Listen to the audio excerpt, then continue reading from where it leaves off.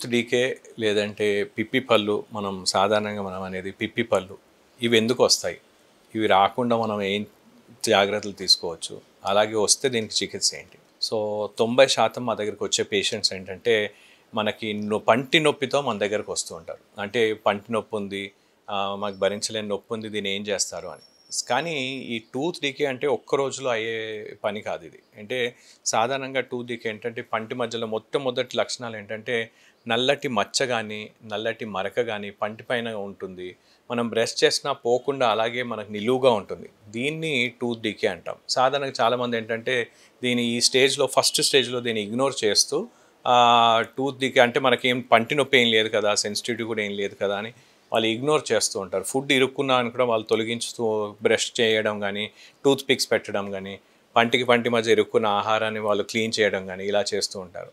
కానీ క్రమంగా ఏంటంటే ఆ చిన్నటి హోల్ అనేది పెద్దగా అయ్యి పంటి లోపల ఉన్న భాగానికి మనకి డెంటిన్ అని ఉంటుంది, డెంటిన్కి పల్ప్కి వ్యాపిస్తుంది. అలాంటప్పుడు టూత్ సెన్సిటివిటీ సెకండ్ స్టేజ్లో డెంటిన్లో ఉన్నప్పుడు టూత్ సెన్సిటివిటీ ఉంటుంది. ఈ సమయంలో కూడా దంత వైద్యుని సంప్రదించకుండా వాళ్ళు ఏంటంటే మనకి జస్ట్ సెన్సిటివిటీ ఉంది కదా, డీసెన్సిటైజ్ టూత్ పేస్ట్ వాడడం కానీ క్లీన్ చేసుకోవడం ఇలాంటిది ఏదో ఇంట్లో చిట్కాల్లాగా చేస్తుంటారు.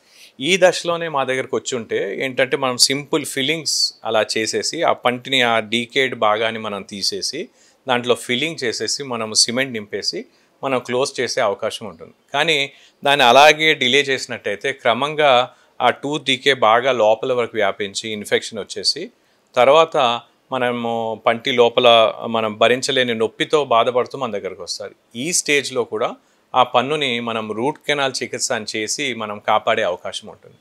ఈ స్టేజ్లో కూడా ఇగ్నోర్ చేసినట్టయితే ఆ పన్నుని తీసేయాల్సి ఉంటుంది. సో ఈ టూత్ డీకే అంటే ఎలా మొదలవుతుంది, ఎందుకు మొదలవుతుంది? సో పంటి పైన ఇరుక్కున్న ఆహార పదార్థాలు కుళ్ళి కొన్ని రసాయనాలు ఉత్పత్తి చేస్తాయి. ఆ రసాయనాలు మన పంటి పైన ఉన్న ఎనామిల్ భాగాన్ని తినేస్తుంది. అలాంటప్పుడు అంటే ఈ పంటి పైన ఎచ్చింగ్ లేదంటే చిన్నటి సన్నటి రంధ్రంలాగా ఏర్పడుతుంది. దీన్నే టూత్ డీకే అంటాం. సో ఇలా రాకుండా మనం ఏంటంటే ప్రతిసారి మార్నింగ్ నైట్ బ్రష్ చేసుకోవడం. చాలామందికి ఏంటంటే ఉదయం బ్రష్ చేసుకునే అలవాటు ఉంటుంది కానీ నైట్ టైం బ్రష్ చేసుకునే అలవాటు ఉండదు. సో నైట్ టైంలో ఏంటంటే ఈ ఆహారం అలాగే నిలువుగా ఉంటుంది కాబట్టి అది కుళ్ళి ఈ రసాయనం ఉత్పత్తి చేసే అవకాశం ఉంటుంది. అందుకోసమని కంపల్సరీగా మార్నింగ్ నైట్ తిన్న తర్వాత బ్రష్ చేసుకోవడం అనేది చాలా ఇంపార్టెంట్. రెండోది ఏంటంటే ఈ టూత్ డీకే మనకి పంటి మధ్యలో కూడా రావచ్చు. మనకు బయట నుండి కనిపించదు కానీ పంటి మధ్యలో కూడా రావచ్చు, పంటి మీద రావచ్చు, మనకి పంటి సర్ఫేస్ మీద కూడా రావచ్చు. అంటే ముందు కనిపించే సర్ఫేస్లో కూడా మనకి తినే సర్ఫేసే కాకుండా పంటికి ముందున్న సర్ఫేస్లో కూడా ఈ టూత్ డీకే అని రావచ్చు. సో ఈ టూత్ డీకే ఏంటంటే one of the main causes, పంటి నొప్పి రావడానికి one of the main causes ఈ టూత్ డీకే. సో అందుకోసం దీన్ని ఇగ్నోర్ చేయకుండా మొట్టమొదటి దశలోనే మనకి ఇలాంటి చిన్నటి మచ్చలు కానీ మరకలు కానీ పళ్ళ మధ్య సందులు కానీ ఏర్పడి దాంట్లో ఫుడ్ ఇరుక్కున్నట్టయితే దాన్ని వెంటనే తొలగించేసి మీరు దానికి దంత వైద్యం సంప్రదించినట్టయితే దానికి సింపుల్ ఫిల్లింగ్స్ చేసి ట్రీట్మెంట్ చేసే అవకాశం ఉంటుంది. రెండోది అలా కానట్టయితే ఆ పంటిలో రూట్ కెనాల్ చేసేసి బాగా నొప్పి ఉన్నట్టు లోపల వరకు ఇన్ఫెక్షన్ పోయినట్టయితే దానికి రూట్ కెనాల్ చేసి క్యాప్ వేసి చికిత్స చేస్తాం. సో టూత్ డీకేని ఇగ్నోర్ చేయకండి.